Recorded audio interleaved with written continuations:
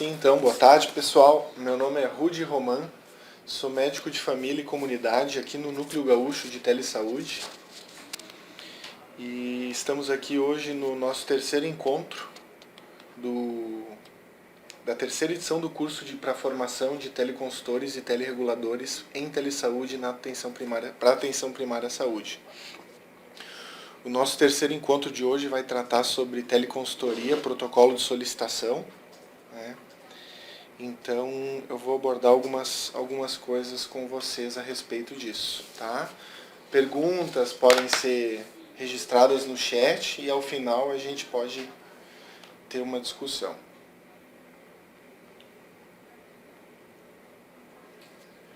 Então, quais são os nossos objetivos hoje com essa aula? Então, existe um material já publicado pelo Ministério da Saúde específico sobre o processo de solicitação, né, que é um manual técnico que aborda qual é a maneira, o fluxo, os tipos de solicitação, né, esse protocolo do Ministério da Saúde. Então nós vamos conhecer os principais aspectos abordados nesse protocolo. E vamos conhecer também, então, falar sobre teleconsultoria, segunda opinião formativa, os tipos de teleconsultorias, fluxos de teleconsultorias, o objeto das teleconsultorias e sobre o processo de solicitação propriamente dito.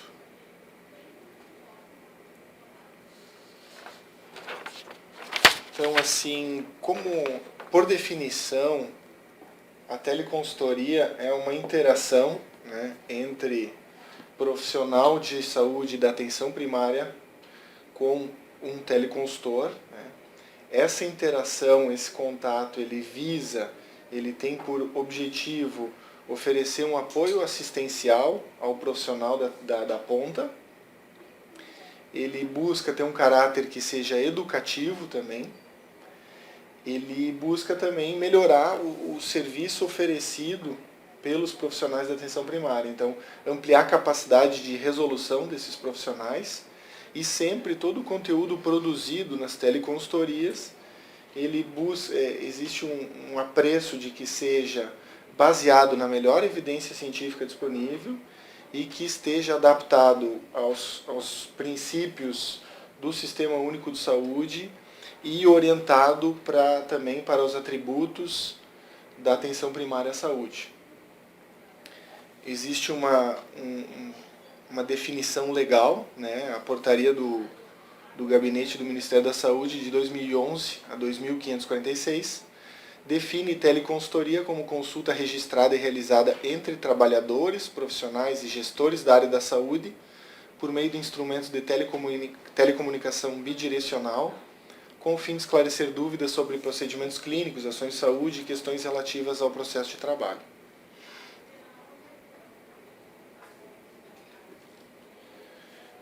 Além da teleconsultoria, nós temos a segunda opinião formativa, que é digamos assim, um outro produto produzido pelos núcleos de telesaúde. E do que se trata a segunda opinião formativa? A segunda opinião formativa é um grupo de teleconsultorias que tem como característica serem geradas por conta de dúvidas que têm uma pertinência, né? São dúvidas que estão bem relacionadas à prática da atenção primária à saúde e são dúvidas que outros colegas em outros locais do país podem estar enfrentando e apresentando as mesmas dúvidas, né? Então, as principais características da teleconsultoria selecionada para a segunda opinião formativa é sua pertinência e que ela pode ser replicada em outras realidades, outras regiões. Quando se identifica teleconsultoria com esses atributos, né, com essas características, essas respostas, a solicitação junto com a resposta, ela é encaminhada para profissionais especialistas em atenção primária à saúde, para passar por um processo de revisão e anonimização, né, não pode haver identificação das pessoas envolvidas e nem de pacientes, né?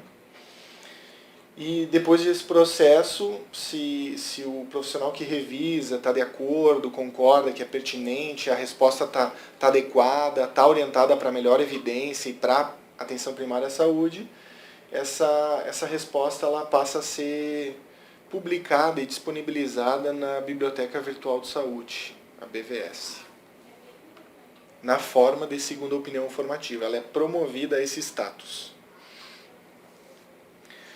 Alguns exemplos de consultorias que se transformaram em segunda opinião formativa. O que significa metaplasia escamosa imatura no resultado do CT, do citopatológico. Qual a opinião dos profissionais de psicologia em relação ao uso de bico ou chupeta para bebês? Quando iniciamos a insulinoterapia, é melhor uma dose noturna de NPH, pois há melhora do controle glicêmico por inibir a gliconeogênese hepática. Então, esses são situações que fazem parte do dia a dia do trabalho na atenção primária à saúde e, por esse motivo, foram selecionadas como perguntas pertinentes e que são interessantes para publicação e podem ser úteis a outros profissionais no país. Onde é que estão disponíveis essas segundas opiniões formativas? Elas podem ser acessadas a partir do site do Telesaúde Brasil Redes. A gente observa aqui nessa região que eu estou apontando um link que vai direcionar ao diretório dentro da Biblioteca Virtual de Saúde, em Saúde, para pesquisa de segundas opiniões formativas já publicadas.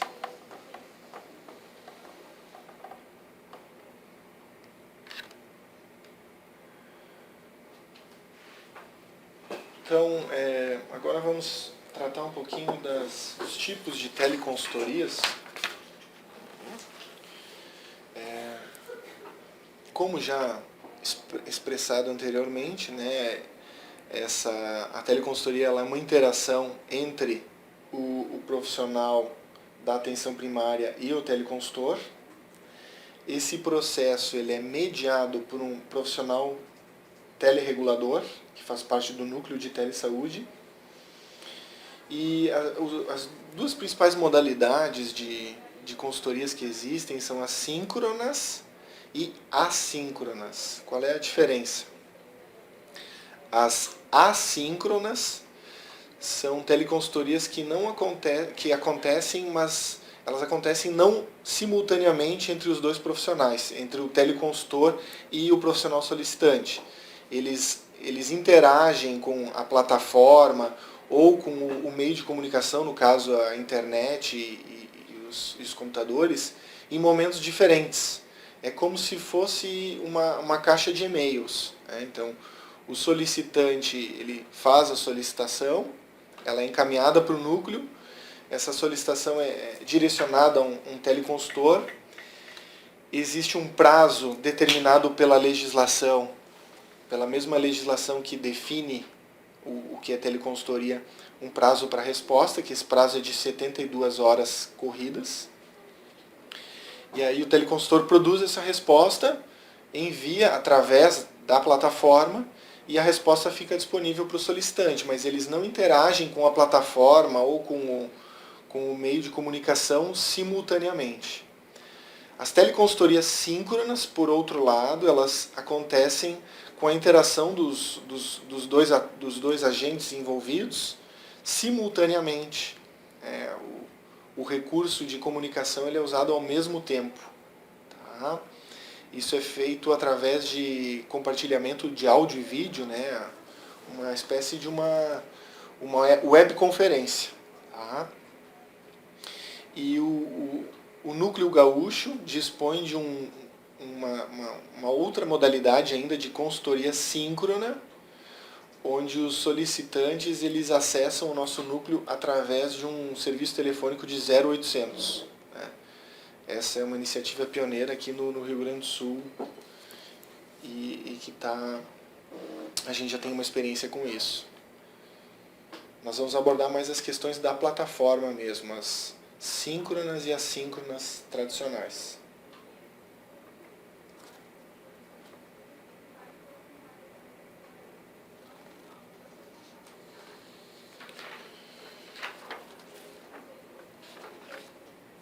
Então, aqui só para exemplificar, esse é um print screen da plataforma que é disponibilizada pelo Ministério da Saúde para gerenciamento das solicitações, das respostas, das teleconsultorias, né? É a plataforma de telesaúde do Ministério. Então, nós visualizamos ali o processo de solicitação. É com essa interface que o profissional da APS que vai fazer a solicitação, ele vai se dar de cara aí com essa interface. Então, ele seleciona lá em cima qual o tipo de solicitação, se vai ser assíncrona, né, e aí está especificado ali texto ou indicação de material, ou se será na modalidade síncrona, que seria meio que pela web, ao vivo, né, teleconferência. A caixa seguinte, o solicitante vai fazer uma escolha se a solicitação dele, a dúvida está relacionada a um paciente específico, se caso sim, se ele tem a intenção de encaminhar esse paciente, e aí ele descreve a dúvida dele na caixa maior. Além disso, ele pode anexar algum arquivo, alguma imagem, muitas vezes foto de alguma lesão, resultado de algum exame. A plataforma atualmente tem essa possibilidade de anexar arquivos. Então ele confirma lá no final a caixinha da confirmação de envio e ele envia a solicitação dele.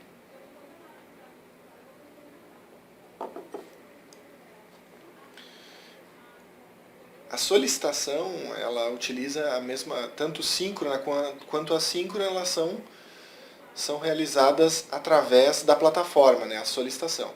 E depois a execução da síncrona é feita por meio de software que compartilha áudio e vídeo. E aqui um exemplo de uma teleconsultoria síncrona em andamento. No caso das assíncronas, o solicitante recebe, naquele mesmo ambiente da plataforma, sua resposta por escrito ou indicação de materiais e anexos. Alguns exemplos de teleconsultorias assíncronas, as de texto. Tem um paciente com hipertensão, queria saber qual o papel da enfermeira no acompanhamento. Um paciente com hipertensão pode fazer exercício físico intenso? Qual é a frequência que um paciente com hipertensão deve consultar? Exemplo de consultorias assíncronas. Algumas solicitações assíncronas, elas têm um foco bem específico em materiais, né? Então, o solicitante ele tem interesse em algum tipo de referência. Então, alguns exemplos de solicitação de materiais. O solicitante gostaria de receber o protocolo para a realização de lavagem otológica, qual o último calendário vacinal em utilização e preciso de materiais para trabalhar com dinâmicas de grupo.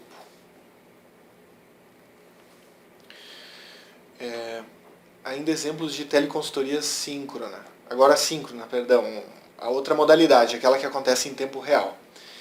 Estamos acompanhando um paciente com hipertensão, ele usa múltiplos medicamentos, entretanto a pressão nunca está controlada, apesar de inúmeras consultas médicas. A enfermeira e os agentes comunitários foram na sua casa e constataram dificuldades para o uso dos medicamentos. Um outro exemplo, nos últimos tempos, o paciente começou com dificuldade para respirar aos esforços. É pedreiro, então está com dificuldade de trabalhar. O que podemos fazer? Ok? Então, agora vamos abordar a questão do fluxo, né? Como é que é esse processo de solicitação, produção de resposta, retorno ao solicitante. Em primeiro lugar, é interessante deixar claro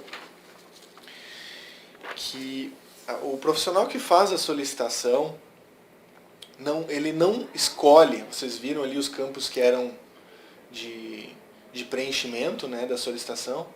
O solicitante não escolhe qual o profissional que vai produzir a resposta. Essa é uma tarefa que cabe ao teleregulador. É esse profissional que faz o meio de campo entre os solicitantes e os teleconsultores.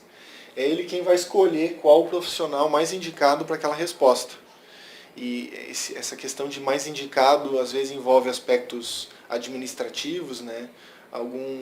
algum teleconsultor pode estar de férias, outro está de licença, naquele momento ele está mais atarefado, está com sobrecarga de demandas, então ele gerencia por aspectos administrativos e também, com o passar do tempo, o teleregulador vai conhecendo o perfil dos teleconsultores e vai selecionar o perfil mais adequado para aquela solicitação em específico. Tá? Em relação às especialidades e as profissões dos teleconsultores, pela nossa experiência aqui no Núcleo Gaúcho, o que a gente observa é que a maioria das solicitações, em torno de 90%, elas são respondidas por profissionais especialistas em atenção primária à saúde, ou seja, um médico de família. Eu creio que reproduz muito o paradigma da atenção primária, né?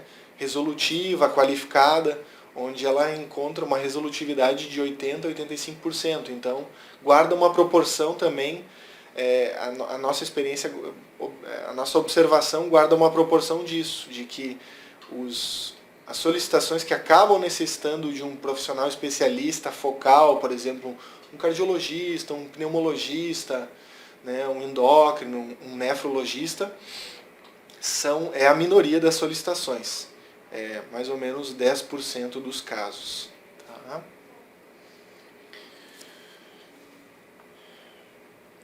Cabe ao solicitante, isso é importante, né? A escolha que o solicitante faz é principalmente em relação ao formato da teleconsultoria, se vai ser síncrona ou assíncrona. É isso que o solicitante vai escolher. Aqui é um fluxo, né, de processo. Então, na parte mais superior nós temos as interações do profissional solicitante.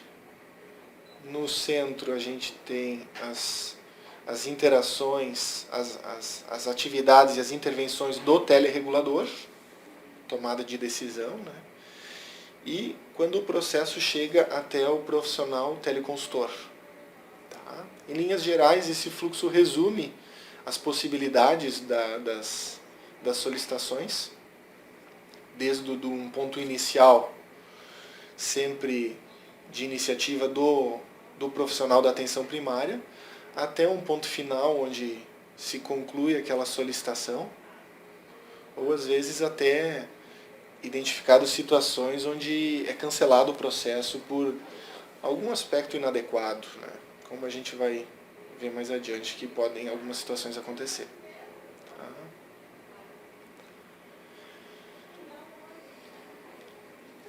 Então, do que tratam as teleconsultorias? Qual é o objeto, né?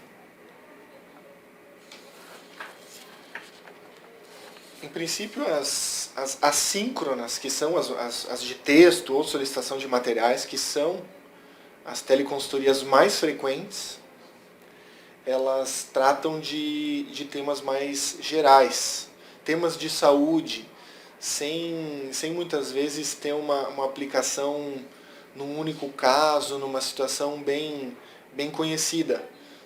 São dúvidas mais pontuais ou às vezes mais generalizadas, mas que se relacionam mais aos temas de saúde. Às vezes as dúvidas estão relacionadas também a processo de trabalho dentro da equipe de saúde da família ou da equipe de atenção básica, mas são dúvidas que não estão personificadas em um caso normalmente. E as teleconsultorias síncronas, elas acabam sendo mais adequadas para aquelas solicitações que envolvem a discussão de algum caso clínico, porque muitas vezes esse tipo de dúvida depende de um bom fluxo de informações nos dois sentidos, né? O que a teleconsultoria por texto, assíncrona, não te oferece, né? O solicitante faz uma pergunta e às vezes faltam informações para responder de uma maneira adequada àquela pergunta. Então, casos clínicos são melhor discutidos, dúvidas relacionadas a casos clínicos são melhor respondidas através das teleconsultorias síncronas, em tempo real.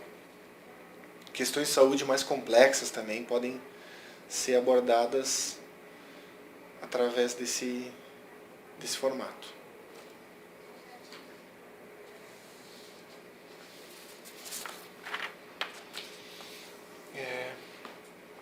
Em relação ao processo de solicitação de teleconsultoria e quando se começa a oferecer o serviço de teleconsultoria, é importante, de uma certa maneira, capacitar os profissionais que farão uso da plataforma, farão uso do telesaúde, né? Todo o desenho da plataforma e dos processos, eles sempre buscaram simplificar o processo de solicitação. Não é para ser uma coisa burocratizada, difícil, onde o profissional interessado em fazer uma pergunta encontre várias barreiras ou dificuldades. Mas, mesmo assim, alguns pontos são importantes de serem mencionados e é interessante a capacitação dos solicitantes nesses aspectos. Então, uma coisa que às vezes pode parecer meio óbvia, mas é interessante deixar claro, é que as teleconsultorias sempre têm o ponto de partida na iniciativa do profissional que faz a solicitação, naquele profissional que está lá na ponta, lá na equipe de atenção primária. E essa solicitação, né, a ideia é que essa solicitação seja motivada pelas dificuldades, pelas dúvidas, pelas situações controversas que ele acaba encontrando na prática profissional dele do dia a dia. Tá?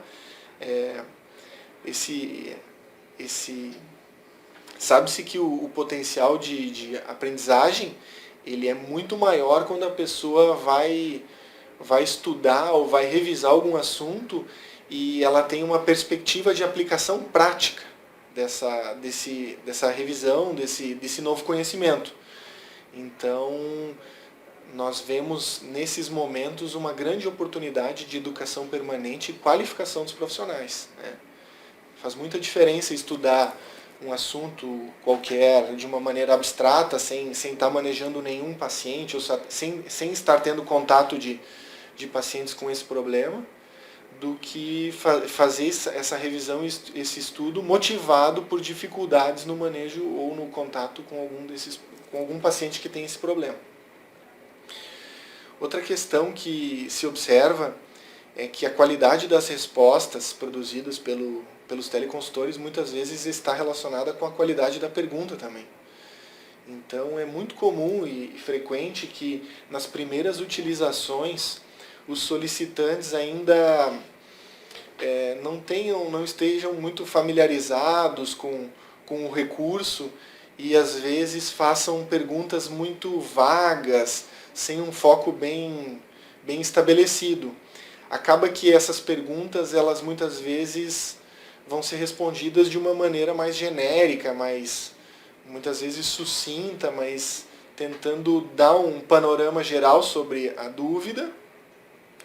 E quando se dá esse retorno, quando se produz essa resposta, é interessante que o teleconsultor já estimule, mas a própria capacitação das pessoas que vão utilizar o recurso, de buscar orientar eles, de tentar deixar bem especificada a dúvida, né, detalhar bem a sua dúvida, né, que fica mais fácil de produzir uma resposta adequada, né? Mas isso é um processo e a gente observa muito a evolução dos solicitantes e as perguntas gradativamente vão ficando melhores, né? Mas já é interessante às vezes estimular a questão de ter um foco bem estabelecido e detalhar bem a pergunta já na capacitação antes dos primeiros usos.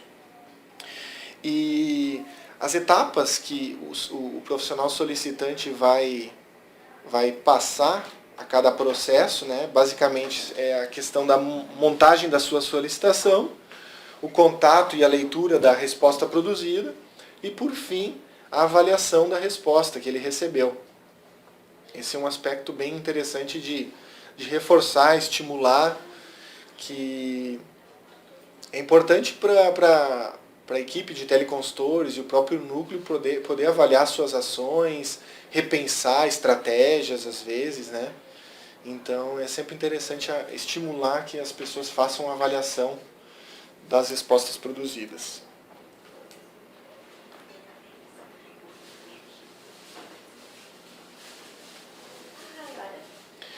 Então, na montagem da solicitação, como eu já abordei anteriormente, agora no último slide, estimular o solicitante a ter um foco principal, tentar deixar bem claro qual é a dúvida principal que ele tem. Às vezes, essa dúvida principal tem derivações, ramificações, não há problema em fazer outras perguntas na mesma solicitação, mas é importante que todas estejam relacionadas a um tema principal. Algumas vezes a gente recebe solicitações que têm dúvidas diversas na mesma solicitação e a gente recomenda para o solicitante que, se são dúvidas diferentes, que não estão relacionadas, que ele faça 2 solicitações, 2 processos, né? Isso aumenta a chance de respeitar o prazo de 72 horas e faz com que as respostas tenham uma qualidade melhor.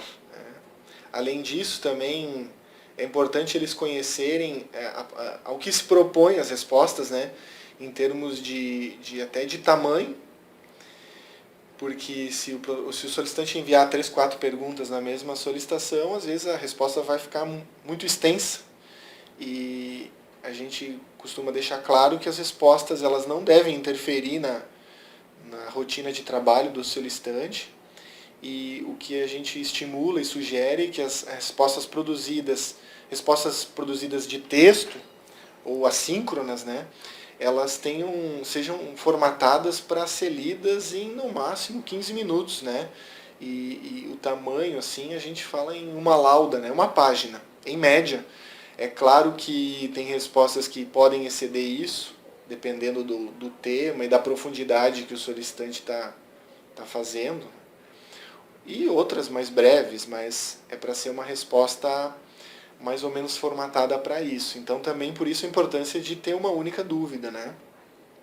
As teleconsultorias síncronas, aquelas que acontecem simultaneamente em tempo real, elas são formatadas para terem até 30 minutos, também com o objetivo de não interferir na agenda de atendimento dos profissionais da unidade de saúde. Tá? Então, como eu havia falado, às vezes perguntas com pouco foco, assuntos muito amplos, elas vão acabar são solicitações que acabam recebendo uma resposta por vezes superficial, né, mais generalizada, e que vai estimular que o solicitante faça uma nova solicitação, se ele persiste com dúvida, e que tente especificar melhor qual a sua dúvida, né? E solicitações que já estão bem focadas, que têm uma dúvida bem específica, elas têm uma chance maior de receber uma resposta detalhada, bem direcionada. Focos secundários só são utilizados para complementar uma dúvida principal, né? E evitar isso e capacitar os solicitantes de que uma única solicitação não se destina a responder dúvidas diferentes. Tá? É uma resposta por ocasião.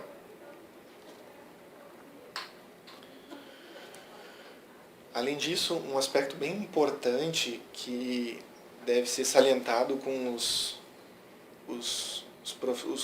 potenciais solicitantes, né, as equipes que vão ser atendidas pelo núcleo de telesaúde, é de que o foco do telesaúde é oferecer apoio assistencial, né, apoio na prática profissional.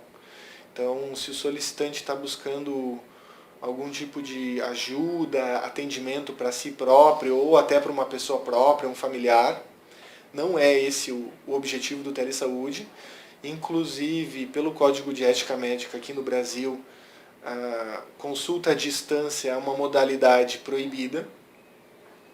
Então, casos pessoais que são identificados podem ser cancelados, retornados com a devida justificativa ao solicitante, ou até pode-se dar uma resposta genérica sobre o assunto, mas sem entrar no mérito do caso pessoal.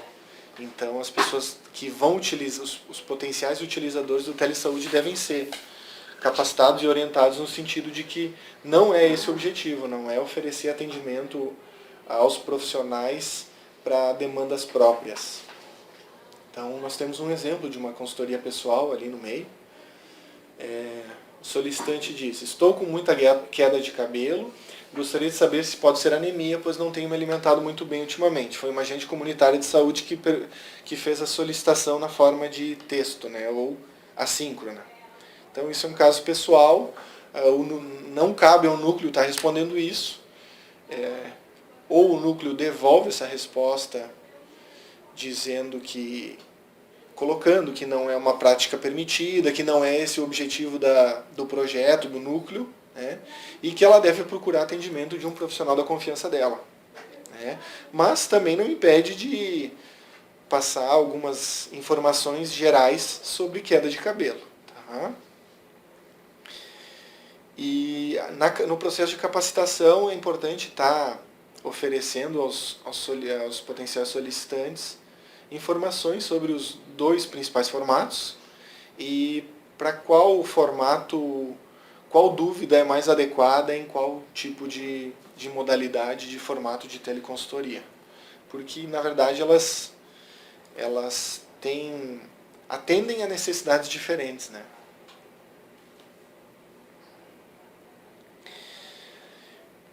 Depois que o profissional recebe a resposta, e aí vai ser o tema do nosso próximo encontro, a produção da resposta, então questões mais específicas sobre isso a gente vai abordar na semana que vem.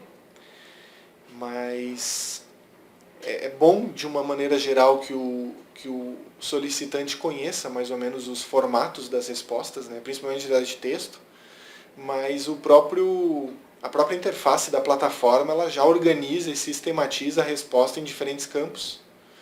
Então a parte da resposta não tem muito mistério, né? Mas é a questão dos solicitantes estarem conscientes de que é uma resposta para não interferir no trabalho, formatada para 10 a 15 minutos e de preferência em torno de uma página. Tá? Recebida a resposta, cabe ao solicitante, depois de ler e ver o quanto ajudou ele a resposta, tá fazendo uma avaliação dessa resposta que ele recebeu.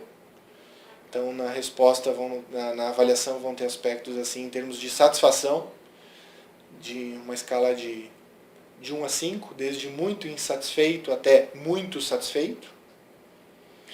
O solicitante também ele vai colocar se a resposta dele foi completamente, se atendeu à necessidade dele, se ele preencheu que havia uma intenção de encaminhar esse paciente, se isso permanece ou mudou, e ainda tem um campo para ele fazer alguma observação, sugestão, crítica, recomendação. Tá? Incentivar os solicitantes a fazer, e esses dados acumulados de avaliação eles são importantes para o serviço de telesaúde estar avaliando suas estratégias, repensando, qualificando algum teleconsultor, né? Entender como é que o processo está decorrendo.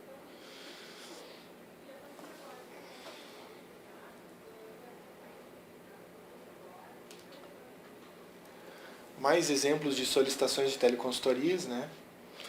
Como devemos tratar a litose, gostaria de saber sobre possíveis atividades educativas que o auxiliar de saúde bucal poderia realizar sem a presença do cirurgião dentista, quais cuidados com a saúde bucal do idoso o agente comunitário deve passar durante a visita domiciliar, qual a metodologia para a criação de grupos antitabagismo, qual a melhor posição para colocar a criança para dormir evitando a asfixia da mesma, como a gestante deve usar o cinto de segurança e se existe interação medicamentosa entre sibutramina e anticoncepcionais orais combinados.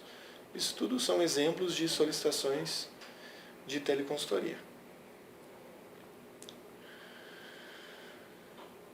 Pessoal, o que eu havia preparado para expor para vocês eram esses slides.